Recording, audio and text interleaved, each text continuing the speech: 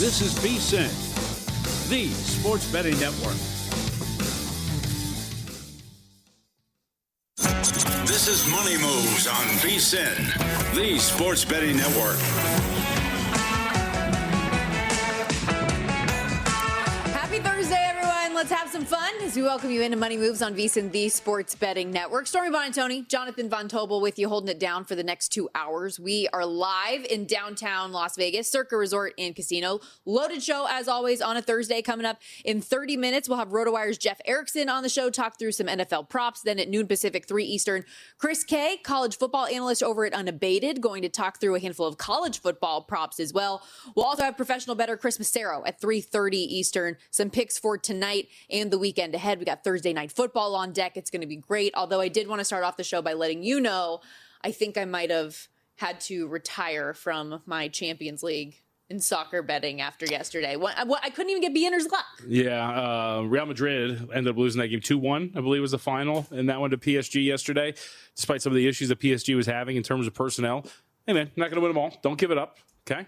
Very depressed. It was a good game, though. Good match. We'll see if you can talk me into something else in the future. Sure you watched because I was really disappointed. I was scoreboard watching. Okay. Which is, you do what you get do. You get the similar rush. Yeah.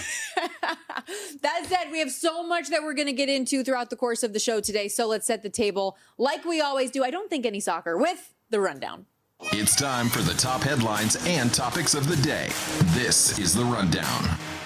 It's a Thursday, which means in the Circa, Survivor, and Million world, we've got contest lines revealed. So those ATS numbers that we're going to get throughout the week, the official plays, those are going to be coming through today. So we will discuss all of that.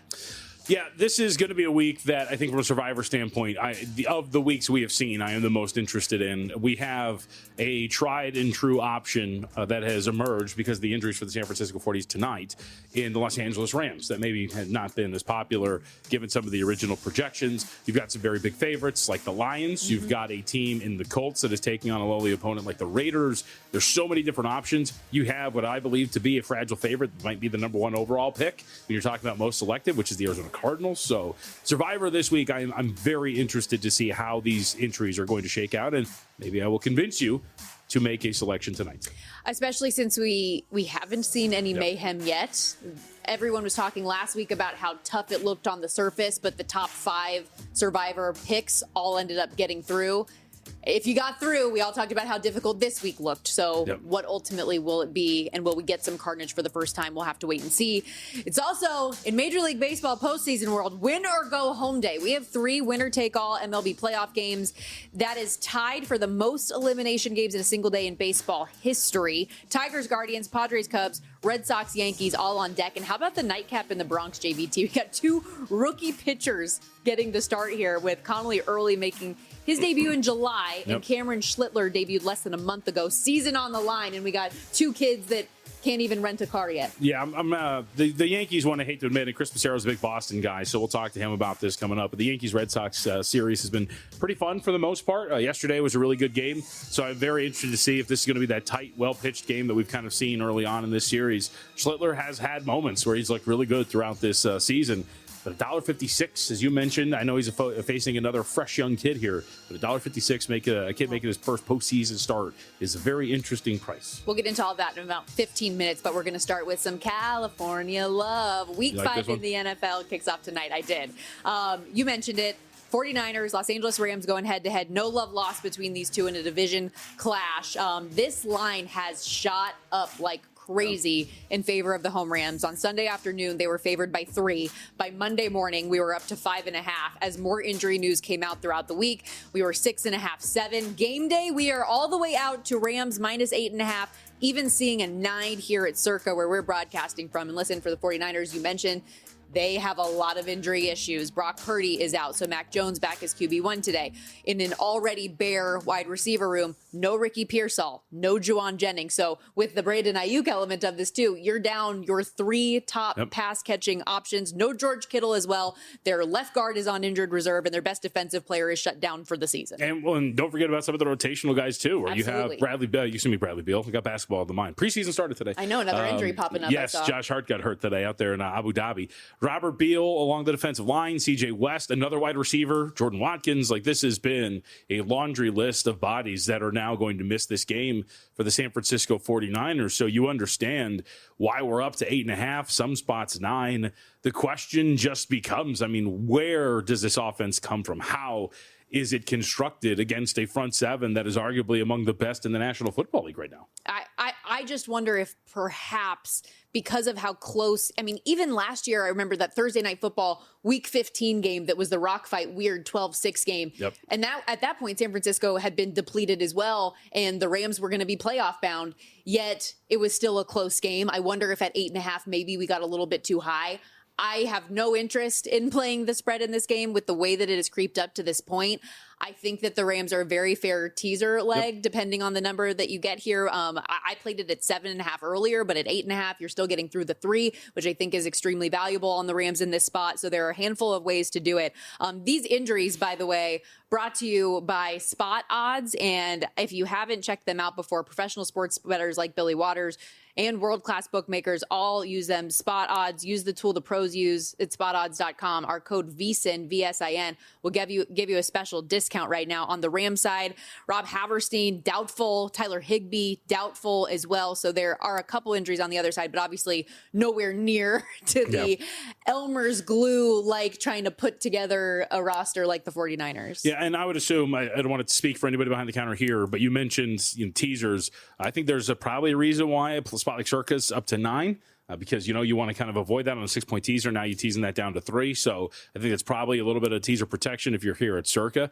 But there's still plenty of 8.5s out there. So you can go ahead and find it and get that down still through 2 key numbers for LA. I'm fascinated by this from a prop perspective. I was telling you, and there was a wonderful note in our rundown from I don't know who that said, how the bleep does Christian McCaffrey not have 30-plus touches tonight? I mean, so if you go back, he had, I think, 29 in the first game against Seattle, touches again, receptions and attempts on the ground. I mean, you've got to go, I would assume, 30-plus total touches between the running game. You mentioned his receptions prop is 6.5 now for Christian McCaffrey. Again, I think that might be an option for you to potentially go over. If you're going to supplement this offense in any way, shape, or form, one of the ways to do it is to get these linebackers out in space and force them to cover Christian McCaffrey. And I would assume that's going to be a high rate of completions for him, maybe some high rate of attempts / completions for Mac Jones. But I think that it seems very obvious. How is it not? Yeah. I mean, he's getting targeted 10 times per game in the receiving game. The rush yards have actually come a tick down because he's had more receiving yards this season than he has rush yards to this point. So maybe you're getting an advantageous number in the run game as well. That prop set at 59.5. Opta AI on VSiN.com has him at 67 rushes. So that does have it as an over. The receiving yards actually down, and maybe that's because the Rams are so good at defending pass catching running backs. His prop set at 54.5. That projection has 49.2, but I don't know. I feel like, especially when you think about the game against the Cardinals, and I know they have some defensive issues of their own, but the way with Juwan Jennings out and Mac Jones in that Christian McCaffrey was targeted that game, I think it was 15 targets that game, had an awesome day. I would find it hard to believe that number isn't over 54.5, just with how much usage that he's going to get.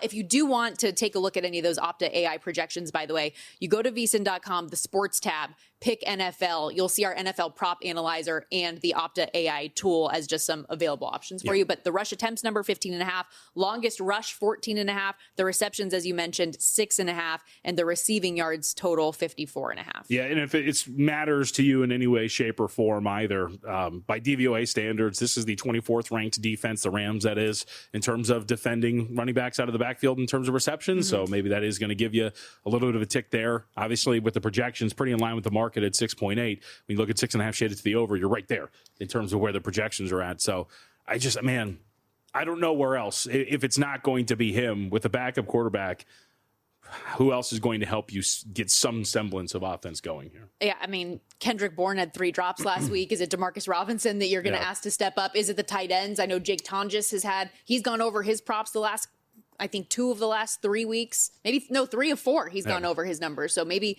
he's a person that you try to approach. I don't know. Marcus Valdez-Scantling? Yes, somebody's got to be the beneficiary. Yeah. It's just, who is it beyond Christian McCaffrey?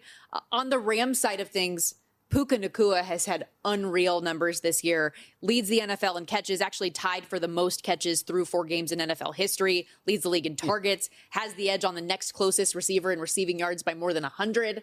Do we think he can get after it again today? Well, he's not facing Xavier Howard again today. Fair. That's for sure. He bullied him into retirement after what he did on Sunday. I mean, I'm done. I'm not going to doubt what Puka Nacua can do in a game like this. My only caution would be, if the market's right and that this is going to be a lopsided and ugly game in favor of the Los Angeles Rams, there is going to be a higher rate of running the ball for LA just because they might be up late in this game. There's going to be no need to put Puka Nacua out there, no need to throw the ball to him at a very high rate, and thus maybe he's going to go under some of his numbers, but just because, 2 reasons. One, the market's just very inflated right now. I mean, 94.5, 7.5 in terms of reception yards and receptions respectively, and the fact that this is, of course, a contest which could be very lopsided. Yeah. I do. When you look at the total, we saw a lot of movement there as well. This thing peaked at 47.5. I'm seeing as low as 43.5 now, 44.5. So depending on what you do, I actually did a same game teaser for this game. Yeah. So I had the Rams SGT. minus 1.5. I love a good SGT. Rams minus 1.5, and then under 50.5 was the way that I played it. So find the best number you can if you do want to get involved that way. But I think that this ends up just with the 49ers' issues offensively and how good we know both of these teams are on defense. I feel like that's kind of a recipe for it to go that way. Yeah, I think the outcome that burns you would probably just be an absolute beatdown. You know, a la Vikings and Bengals. But I don't think that the Rams will drop over 40 points tonight. Well, we shall see. And I know we're going to have our Survivor conversation a little bit later. I know you like the Rams, and I don't know if I can fight you on it. So we'll go there a little bit later on. But we're just getting started here on Money Moves. Coming up, since the best of 3 wild card format was introduced in the MLB postseason, teams that win Game 1 are 19-2 for the series. We got 3 series to be decided coming up tonight. We'll be right back.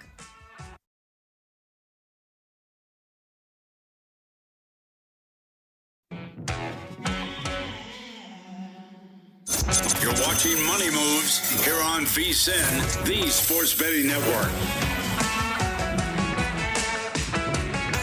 The wild card round of the MLB postseason rolls on today with a trio of elimination games on deck. As we welcome you back here to Money Moves, VSiN, the sports betting network. Stormy, Buonantony, JVT with you. I gave the stat last segment. Since the wild card round was introduced in 2020, teams that win Game 1 are 19-2 to go on to win the series. The defending World Series champion Dodgers now among them with the win over the Reds yesterday. We'll talk about that series with the Phillies in a moment as they advance. But of the 3 teams who lost Game 1 and rebounded yesterday, JVT, to force this winner-take-all Game 3 today, both the Guardians and Yankees are favored. So do you agree with the market that they can buck this trend?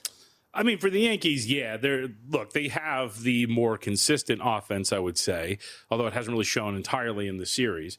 The Red Sox, as we've discussed, and maybe we can get a little bit more insight on this from one Chris Massaro when he joins us, have been a little bit more boom or bust. Like the high side of the Red Sox offensive lineup has been very, very, very good and very explosive. But there's been times where it's been very mundane.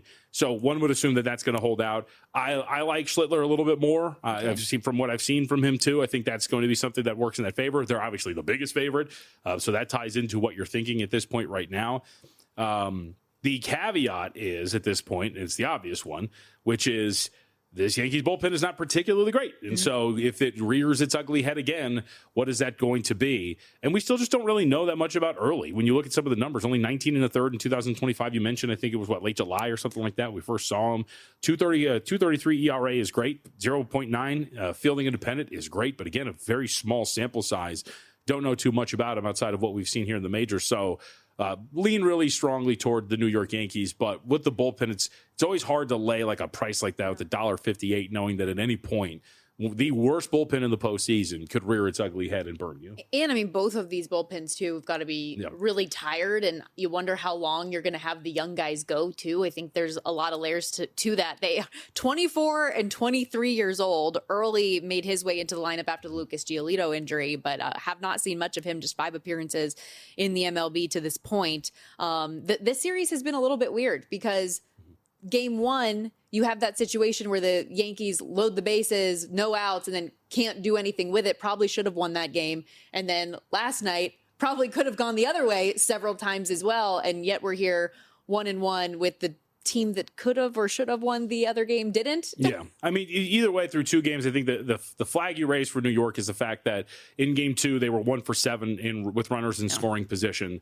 That's not something that generally is going to win you games. And even though they did, and in game 1, they were also 1 for 7. So in totality through 2 games, they're 2 of 14 with runners in scoring position. That should be a little bit better. The Red Sox have had a little bit of unlucky at bats, if you will, with runners in scoring position too. But the better offensive team going 2 for 14 with runners in, I would assume that you're probably going to have a little bit of a better fate. But here's the thing. There's a problem with short series, right? Over the course of a 7-game series, one would assume that those numbers flesh out and you're going to maybe get it done. Even then, baseball is pretty random. But over the course of 3, anything can happen. You know who's been stranding a lot of base runners? The Detroit Tigers. So let's go to the first game of the day. Because nowhere near as bad as the Tigers. They stranded 15 yesterday, one shy of a postseason record for a 9-inning game. But as we've talked about a lot this week, the Guardians don't score a ton of runs either. They had the lowest OPB of any team ever to make the postseason. Just 2 hits for the first 7 innings yesterday before Brian Rocchio makes it. He got the solo shot, and then that just kind of sparked everyone. They ended up having a 5-inning 8th, which feel terrible for anybody who took the under in this game because it was bet down to that 6.5. Or if you had the 7, you had the push. But it felt like a surefire under, and then you put up 5 runs in the bottom of the 8th to lose that bet. But how do you see this one? The Guardians minus 132 favorites. Detroit sitting here plus 108. Run total 7. So, well, I see it as I have the Tigers win the series, so I hope that they can pull this off at this point right now. But I will say, so I'll invoke something we talked about yesterday. We brought up the fact that Dylan Cease had some underlying metrics that maybe would help him out if he gets a little bit of a better result. And he goes out there, doesn't pitch a deep game, but strikes out 5 over the course of 3 2/3 and gives that Padres bullpen a little bit of a chance. They come in, they're brilliant. They pitch the rest of the game, shut out the Chicago Cubs. Whole point here being is that we saw some positive signs potentially of regression in Cease. We've seen all year long, and then maybe it could show up here. I think Flaherty's got the same deal. I mean, if you look at Flaherty, he's got a 4.64 ERA, but a 3.85 fielding independence. So that would tell you that at some point maybe he is due for a better fate. He's pitched a little bit better down the stretch. He's had some blow-ups here or there, but a couple of starts, 3 of his last 5 specifically, in which he's allowed 1 earned run or fewer. That would be 0. So that's pretty solid. The other 2 that I'm referring to here, he gave up 3 earned runs against this Cleveland team over 4 1/3 the last time out, and then he got blasted for 4 against the Chicago White Sox about a month ago or so. So I think there's something better there for Flaherty. They can go out there. The problem is, as you have noted, this offense stinks. Now, both of these offenses stink. So even with Flaherty, maybe the floor is raised here a little bit, and you're going to be alive because just the offense he's facing, the lineup he's facing has been abysmal. But, dude, so have the Tigers. So if they're going to get some sort of run support, if you tell me that, then I'm down. I think Flaherty's going to get this done, and I still think he's the side, but it's hard to dive in given what we have seen from this Tigers lineup through the first 2 games of this series. Okay, how about Padres-Cubs? We saw Chicago open around a minus 133 favorite, and the Padres were getting played as a plus 110 dog. That current price, Chicago around minus 115, minus 110 here at Circa specifically, so getting closer to that pick number. Yu Darvish going for San Diego, Jameson Taillon on the other side for Chicago, and I don't know how you feel, but this one to me seems like a question of which bullpen outlasts the other. Both have been excellent, both giving up just 1 run apiece, but likely very tired at this point. And for San Diego, how long do you anticipate Yu Darvish going when he's only tossed 6+ innings 3 times all season? And he hasn't been good. That's the other part. So I'm with you. I think the bullpen dynamic is going to be pretty interesting. No real wind conditions, wind's blowing in, but it's barely 5 miles an hour. So you wouldn't think that that's going to affect it. But like you talked about, Cease pitches 3 2/3 yesterday. Then you got to go to the bullpen for the rest of the game. So, and then by the way, Pivetta only gives you 5 in game 1. So there has been pretty good amount of attacks on this bullpen. It is the postseason. You're going to use guys more often and ask them, right, to do a little bit more. So I don't think you're too worried about this. But if Darvish gets chased pretty early, 5.38 ERA, 4.82 fielding independent, you could see him getting knocked around given what we have seen from his overall profile so far this year. Then I think that might be a small problem for San Diego. I like the bullpen overall. It just hasn't really looked great. And then on the road so far this year, Stormy, a 7.26 ERA and a 5.10 fielding independent for Yu Darvish. So the signs, I don't think, point to a particularly positive outing for Darvish. And if that's the case, how long are you going to leave him out there? How quickly are you going to go to your bullpen? And what are you going to ask for them to do? I would lean a little bit here towards Chicago. Yeah, he's averaging less than 5 innings pitched per game. Yep. Padres relievers so far in this series covered 8 1/3 innings. Cubs have logged 9 2/3. That does include Kittredge, who was the opener for Imanaga yesterday. But like I said, just likely tired arms. But you're using everybody, using whatever you can, because this is your last opportunity. If you get to the weekend, you can worry about that later. We should also note that Jameson Taillon has been pitching extremely well heading into the postseason right now. In his last 7 starts, Taillon is a 1.85 ERA and a 3.32 fielding independent. He's not a dominant strikeout guy, but he has limited the home runs to a really great extent. He has been nails over the last month and a half since his last start in June, had a stint on the IL, and then, of course, came back. But since the beginning of August, the dude's been great. He's not given up more than 2 earned runs in a start since June. So keep that in mind again, an IL stint in there, but still, he has been absolutely unreal. The Dodgers, we mentioned already, punched their ticket to the next portion of the postseason. They rolled the Reds 8-4 last night, scored 10 combined runs in that wild card set. The 18 combined runs, the most by a defending champ through 2 games of a postseason since the 1956 Dodgers, fun fact. But they're clicking, though, to start the postseason. Dave Roberts already announced that Shohei Ohtani is going to get the start in Game 1 as they begin the NLDS series with the Phillies. His last 4 starts, JVT, 19 2/3 innings, 1 run allowed, 4 walks, 27 strikeouts. They had that that slow, long ramp up to him to get back, to be ready for the postseason. He's here and he seems to be peaking. Yeah, I can't wait to see what he has to offer here in that regard because the numbers have been great. In fact, the crazy part about Ohtani in this very small sample size of data that we have for him, just 47 innings, you can make the argument that he was due for a better fate. A 2.87 ERA, but a 1.90 FIP. I mean, you look at some of that and you say, all right, like maybe he is getting a little unlucky. Batting average on balls in play against him, 325. So he's been unreal to your point. I think the Dodgers are going to be in a pretty good position to potentially steal Game 1. But we'll see. I mean, you kind of talked about this. The bullpen showed some of its blemishes in that series against the Reds. Yes, you won both games, but against a better, more competent opponent, that's going to be something that you might pay for. It's fascinating. Now that the Dodgers made it through the wild card series, they have leapfrogged the Phillies as the favorites now to win the World Series. They are minus 125 favorites in this set as well. Yet, Philadelphia, still your second shot on the board to win it all, plus 475. So you've got the best of the best going head-to-head here in the NLDS. And speaking of the best, how about a best bet? First Bet and VSiN are teaming up with a special offer for you right now. Open and deposit into a new First Bet account.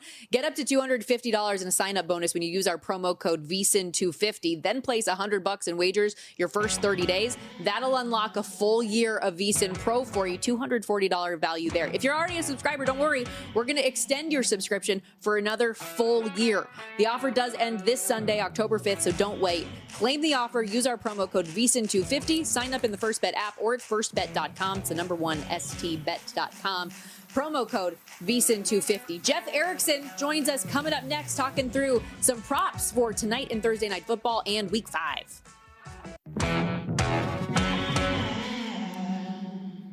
You're watching Money Moves here on VSiN, the sports betting network. Roll along on this Thursday edition of Money Moves. Stormy, Buonantony, Jonathan Von Tobel with you live in downtown Las Vegas, Circa Resort and Casino. And we're going to keep it out west as Jeff Erickson joins us here on the Progressive guest line. Was out there in Los Angeles watching the Reds and Dodgers go head to head. And I know it was not the result that you wanted, Jeff. How you holding up? Hanging in there, all right. You know, you know what you're getting into with the Reds. And when your ace, Hunter Green, gets bombed for 5 runs right away, you know the series is off to a tough spot. Theory of the case is the starting pitching keeps you in the game, and then you beat the Dodgers bullpen. That's the way you have to do it. And they didn't get to that point in Game 1. Last night was at least they had their chances. 3-2, bases loaded, nobody out, and they didn't get a single run in. That line drive short hop thing where they ended up with the force play at home, that just kind of set the tone for the rest of the night there. You know, even Emmett Sheehan, you know, he's a good pitcher. I like him, but he's caught a case of Dodgers bullpenitis. They got to him a little bit there, and they still couldn't finish the deal there. And it's just, you don't have any power hitters. You can't win playoff games. All right, let's take a look at football here. I know we'll move on for you because I don't want you to have to linger on this for a little bit, Jeff. Let's start with tonight. You like anything here? I mean, there's got to be an angle with some of these pass catchers for San Francisco, right? Somebody has to be a target. Exactly. And gone are the days that we can get Christian McCaffrey at 4.5 receptions. That was a beautiful thing the first 2 weeks. Now it's at 6.5, 7.5, some shops there. And, he'll probably get there, but it's harder to bet that. I like the alternate. I like to pivot over to Jake Tongas, their tight end. He caught 3 catches for 58 yards last week. Now you take away Jennings, you take away Pearsall. I think he gets over the 3.5 receptions. You have to get that, I think, at MGM and a couple other places. The 2.5, I don't like paying the minus 160, 170 price. Maybe, and I'm not a pro prop better, but I don't like paying that much of a price for an over on a prop there. It seems like it's just, you're not getting the upside, the payoff there. So on that, but I do like his idea of getting a lot of targets in this game. Like, it's just, he clicked with Mac Jones in week 2, and I just don't see anybody else stepping up that much besides McCaffrey. And scored a touchdown last week. I could see the yards being in play for Tonjas as well. 28.5 is getting a little bit high, but it's still a number that he's gone over in 2 of the last 3 weeks. And as you mentioned, the increased usage here. I like that you brought up Christian McCaffrey, though, because we were trying to go back and forth on some of the numbers. The receptions up, yes, but also the receiving yards. We got him at 43.5 last week. He's 54.5 receiving yards today. Yeah, absolutely. And the dirty little secret about the Niners and McCaffrey is he hasn't been running that effectively. Mm-hmm. He doesn't get the rushing touchdowns. He doesn't get the big runs, but he's been very effective in the pass game. That's how we're getting there with him. But, they're getting wise to us there. So shockingly, who knew that they don't like losing money? All right, David Montgomery, we're going here. Let's talk about this. What do we have in store for him this weekend? Okay, so earlier in the week, I was jumping all over the Lions. I was jumping all over fading the Bengals. And I think one of the keys to this game is just that the Lions are going to have the ball a ton. They're going to get Montgomery right after the last week's disappointment. He's still, there's nothing wrong with David Montgomery. He just ran it against the Browns. This week against the Bengals, it can support 2 running backs. They're going to have probably 35 minutes of possession. They're probably going to be playing with the lead most of the game. Montgomery's going to get a lot of runs. He's going to do a lot better against this sieve-like defense for the Bengals here. I think he gets over 15.5 rushing yards. It's one of my favorite props of the week. Meanwhile, you're going under on another running back this week. The Seattle Seahawks have gotten off to a pretty good start, aside from losing that season opener, which they probably should have won against the 49ers, 3-0 the last 3 weeks since. Kenneth Walker, though, has been hit or miss depending on the day. Why are you targeting his under coming up this weekend? It's the opponent. Tampa Bay is really good at stopping the run. We saw it last week. Barkley only had 43 rushing yards. And this is a game where the Eagles didn't complete a pass in the second half. And it wasn't like it was just Barkley run. It's just they couldn't run the ball very well against Vita Vea. All season long, they've been very stout at stopping the run. I see it no different here in this game. They've got so many injuries the Bucs do on offense. That's the one thing that might work against us there, that Seattle might have the ball a ton. And they have a lot of possession, but I don't think they're going to be super successful in running the ball. So I'll take the under in the 55.5 rushing yards for Walker there. He's only got it 2 out of the 4 games so far this season. I think he's taken back over and ahead of Charbonnet in terms of total volume, but at the same time, I don't think he's going to run into a lot of success this week. All right, what about, I think this is now Stormy's boy, just after the fact that he cashed the props for last weekend, Garrett Wilson. I guess it was on Monday. What do we make of what Garrett Wilson's got in store for him this week? So the best number I could get in terms of pass yards or receiving yards for Garrett Wilson is 62.5 over at FanDuel. I like the over. Going up against this Dallas pass defense, they are a pass funnel. I think there's just, Caleb Williams had his career game against him, didn't get sacked. Only time in his career he hasn't gotten sacked.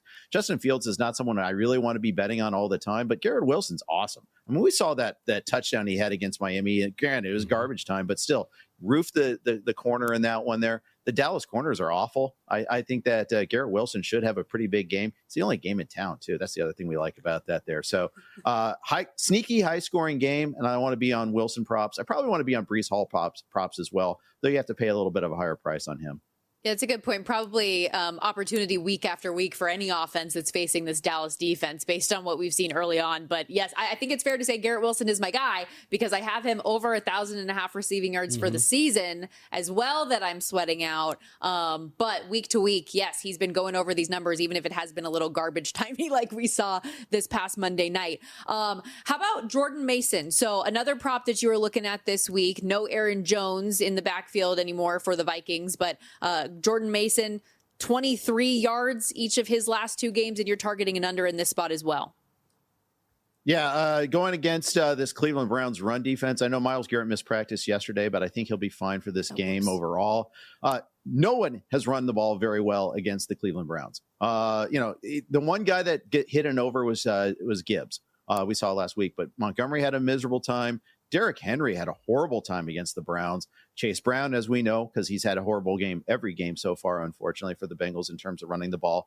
Nobody's been able to run the ball very effectively against the Browns other than Jahmyr Gibbs. I think that continues this week with Mason. Minnesota's missing so many offensive linemen, too. I think that's the thing, the big takeaway here. They lost their right tackle last week. They had 4 out of 5 starters out for most of that Pittsburgh game.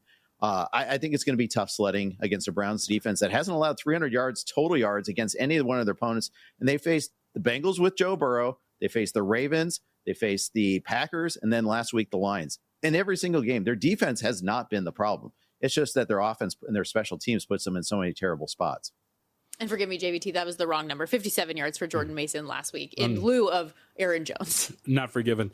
All right, well, we've made it a weekly habit. We talk props with you. We do all that. We also talk Survivor every week. The last couple of weeks, I think, have been on the same page. But are you going to go? What are you going to go this week? Because I think we might go Rams. I think there's a couple of options out there as well. We know that, of course, this weekend the Colts were one of them, too. What are you going to do this week? Yeah, I haven't submitted yet for Circa. I need to get on that pretty soon here because I'm weighing 3 different options. Going with maybe the Lions, but then you take away a Thanksgiving slate option there. Really hate doing that so early on. But I don't see really a path for the Bengals winning that game. Like the Colts home against the Raiders, it is kind of buying into the Colts being legit. And then finally the Rams tonight as the other option I was thinking of. I think I'm going to go with the Colts on this one here. I liked what I saw against the Rams. If A.D. Mitchell doesn't do that thing on the goal line there, that game plays out so much differently. They're playing with a 2-score lead. I think they play a lot differently in that game. There was A.D. Mitchell with the hold also to wipe out a Jonathan Taylor touchdown in that one. Point is, I buy into the Colts offense, and I don't think that the Raiders pass game is going to be able to exploit the Colts corners. I know Xavier Howard played so badly he went into retirement after the game, but I don't know if we get good Geno in this game. And if we don't get good Geno, I don't see the Colts losing. Yeah, but by the way, if you're watching up at VSiN.com or YouTube TV, you saw the projections from Survivor Atlas on what they think that the Survivor Week will look like. Cardinals projected to be the top pick. And I would agree with you. I think my trepidation is this Colts defense, Jeff, but there was a great stat put out there. I think Clevetier put it out, which was if you look at success rate defensively versus strength of schedule of offenses, this Colts team still around 28th in the NFL, but there's probably got to be better teams that would burn them defensively, not the Las Vegas Raiders. Yeah, that's what I was thinking on that one there. But and I'm so glad you threw the graphic up there that Arizona's projected to be the highest pick. I'm so glad I'm done with Arizona. I don't trust that team as far as I can throw. Yeah, I can't bench much, but I don't trust Kyler as far as I can throw him. I mean, it's tough. I just hate watching Arizona play. They just every game that they're even comfortably ahead, they find a way to let people back in. When you say you don't bench much, that indicates that you have measured your bench press recently. What are we putting up? We're not that's going to be a private conversation there, but it's ugly. It's ugly. I'm just trying to keep build that muscle mass so I can play tennis until I'm 80. That's all I ask. You're the best. We'll talk to you next week. Thank you, Jeff. You bet. Take care, guys. Jeff Erickson, check out all the work over there at RotoWire. You can follow him on X at Jeff_Erickson. There are a lot of preseason projections you get wrong, but I do feel pretty validated with how the Arizona Cardinals have started the season. I was not buying what they did this offseason coming into the year, and I've not liked what I've seen to this point. Reminder, guys, if you miss any of the show ever, you can always download Money Moves in podcast form and get this right now when you use our promo code MONEY. You'll save 40% on our football season special for full-time subscribers. VSiN.com/subscribe. Promo code MONEY. You get all of the daily best bets from all of our show hosts and guests, betting splits, articles, all of the betting tools available each and every day. Go check it out.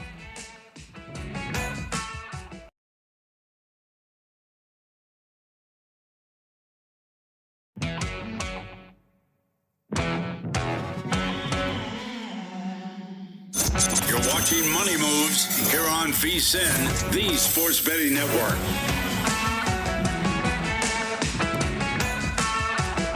Rolling along here, Money Moves, VSiN, the Sports Betting Network. Stormy Buonantony, Jonathan Von Tobel. We are live in downtown Las Vegas at Circa Resort and Casino. contest season rolls on in the NFL. And with that, here at Circa, where we're broadcasting from, the Circa million contest lines have officially dropped this morning. So the lines come out on Thursdays. They are static throughout the rest of the week. They do not change no matter what happens in the market everywhere else. So these numbers are what they're going to be as we look forward to the weekend. If you do want to play the Thursday game, that means you have to submit all of your picks today. We do not do that for our entries specifically. We'll also have to make some decisions on Circa Survivor, which we'll get to in a moment. But at first blush, as you kind of go through these Circa contest lines, anything that stood out to you or any teams that you knew you wanted to play on this week? Not that I really knew entirely. I mean, I think we're both in agreement that for our entry looking at Tennessee, I think there was one that we immediately gravitated toward against the Arizona Cardinals. I don't know if you have the numbers ready. What did they give us 7.5. Okay, well, we got over Still the key over number. the touchdown. Yep, so you got 7.5 there. Don't hate that at all. What's the number for Tampa Bay, Seattle? 3.5. Yeah. Because I thought if it was going to be 3, I think you could totally make the case to use Seattle here. Give it everything. We'll talk a little bit more about this game because the injury news just continues to come out for the Tampa Bay Buccaneers. But I think that was something worth potentially playing. Still could be if you can't really find much else.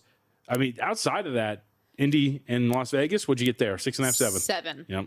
Any strong opinion on Vikings Browns? Because market, we saw it go to 3.5. Then now it's back up to 4.5 most places. But at Circa, we're having 3.5 as that line in the contest. To me, it would be Browns or nothing. So there was a great stat. I think Mina Kimes put this out courtesy of Andrew Siciliano, who does Brown stuff now. I think he's on the radio play-by-play team. Or I don't know. I think it's over the last 2 years. They don't quote me on this, but over the whatever stretch it is, the Browns have given up the fewest first downs over multiple years, and the mark is by over 100. So, like between the Browns who are in first place and the second team, there are 100 first downs. So they've given up, they've barely given up any first downs. Defensively, they've been great. We've seen it throughout this entire year. And now, if you have that defensive line taking on an offensive line that's really banged up, I think that that's going to be a viable option potentially to play Cleveland. The problem is Dylan Gabriel versus Brian Flores and what that defense could look like on a neutral. It's going to be a really ugly game. We know that because the total's down to 35.5 in some spots, but to me it would be Browns or nothing. I don't know if you felt any differently. I agree, and I kind of I didn't want to play it as a side bet for my own personal bankroll, but I thought it was a worthwhile contest play. I was hoping we would get 4.5, but still, to your point, over the key number of 3. Yep. Because of how much Joe Flacco has turned the ball over, I didn't think of the Browns as a particularly trustworthy cover team, but Dylan Gabriel isn't really that guy. And I know, to your point, it is a Brian Flores-led defense and a rookie quarterback. And what's that going to look like? They're going to bring a ton of pressure, but he's not a very turnover-prone guy. He's very accurate. I think he should be able to matriculate the ball downfield better than we saw from Joe Flacco. So we'll see what it looks like. But yeah, I'm not opposed to the Browns if you wanted to do it as a contest play this week. The other, and we haven't talked much about this game, it is the Sunday night game. Patriots and Bills, grabbing 7.5 for the Patriots. Yeah. I thought we didn't get to this, but Paul Bovey, who joined us yesterday, one of the plays that he had made was Patriots team total over 20.5. And I think we have seen now that, for all of our hand-wringing over Baltimore's defense, Buffalo has a lot of injuries themselves that I think have reared their ugly heads that potentially could raise the floor of any opponent they face. We watched the Saints push them to the brink, and if that touchdown's not called off, then who knows what happens in that game for New Orleans and Buffalo. I think that the Patriots catching that 7 and the hook are a pretty viable option as well. Patriots, Browns, Titans, so lots of underdogs to this point. Oh yeah. What we talked about it, right? Dirty dog week. Dirty dog week. Do you think that the Texans end up beating the Ravens? So Ravens getting 2 at home without Lamar. Stay away. I mean, the Texans their offensive line is so bad. I get the injuries. I get everything. Their defense is very good. I think they'll probably be the only side. I understand everything's baked into this. I think that's like 6th if we can't find a 5th option. Do you want to lay it with the Colts, though? You feel good about that 7 full touchdown? I feel like that's the side I'd rather be on. So we talked about it. Defensively, I have some worries. Xavier Howard now retiring. That's the corner spot that I think is a small problem. But Geno Smith has not played well. Beat up on. It was bad. Picked on a lot anyways. So it's hard for that position to be a downgrade, to your point, as you move forward. I think the Colts are an option. I think the Panthers are an option. You know me, how I feel about this Dolphins team. You go back to that Monday night game. That's one of the more fraudulent wins that you're going to see for a team when you look at outgained, yards per play, the turnovers that weren't in their favor. There are so many things and red flags that you look at this Dolphins team and say, all right, like there's really not that much there that you're going to trust at this point. Okay. That I think the Panthers, even coming off of that beatdown at the hands of the New England Patriots, which again, special teams also played a role in that. I mean, we watched multiple punt returns, one for a touchdown, the other that set the Patriots up, I think inside the 20, that if you can clean those things up against a bad defensive team, that you might be a little bit more live being a home dog, even though you're not that big of a dog. Okay. Even though obviously we're talking about this from a contest perspective, I think it's good for anyone who's not in contest just to get a gauge of where these numbers are at right now and kind of what the general thoughts are that we have on them. That said, let's shift gears to Survivor, because this is another thing that while, yes, we're in a specific contest here at Circa, there's Survivor pools all over the country and everybody's kind of sweating this out throughout the course of the year. Here at Circa, though, there are no bragging rights for anybody that has made it to this point, because we have seen a record low eliminations through this first early portion of the season. Just 33.73% of entries eliminated. Of the initial 18,000 entries, we're down to 12,404. Ridiculous. We gave out the stat on Tuesday. NFL favorites of 6 points or more this season, 16-2-1 straight up. It is the fewest outright losses of favorites of that margin since 1979. We talked a lot last week about how we thought it was going to be tough, but if you got through, this week was going to be the real kind of decider. And I think that came to fruition. Even though last week was tough, the top 5 selections still got through. Your biggest eliminations, the Chargers losing to the Giants as a closed 5.5-point favorite. The Packers tie with the Cowboys, the second most, just 1,407 in total out last week. So this week, I'm looking through, we have 6 favorites of 4.5 points or more.